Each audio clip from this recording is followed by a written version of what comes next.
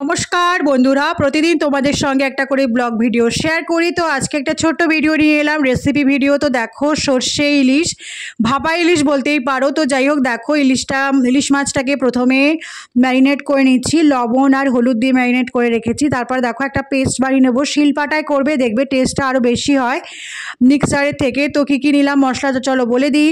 কাঁচা লঙ্কা নিয়েছি, কাজু বাদাম নিয়েছি, অল্প চারমগজ আর অল্প সর্ষে, মানে দু রকমের সর্ষে মিশিয়ে নেবে, কালো সর্ষে সাদা সর্ষে দু রকমের সর্ষে মিশিয়ে নেবে, তাহলে টেস্টটা খুব সুন্দর হয়। তো যাই হোক আমার মশলা রেডি। তো দেখো মশলাটা একটুখানি দইটা মিশিয়ে লবণ হলুদ দিয়ে ভালো করে ঘেটে নিয়েছি। তো নেওয়ার পরে দেখো মাছটাকে দিয়ে দিয়েছি। আমি দু পিসই করবো কারণ এক পিস ছেলের জন্য তুলে রেখেছি, তো সেই জন্য।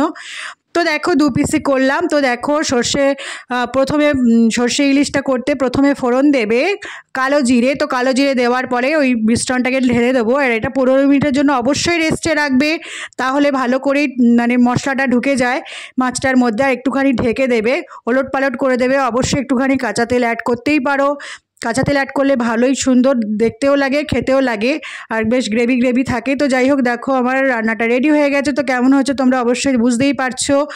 তো রান্নাটা ভালো লাগলে অবশ্যই একটা লাইক কমেন্ট করে দিও। আজকের মতো টাটা, দেখা হবে অন্য কোনো একটা রেসিপি নিয়ে।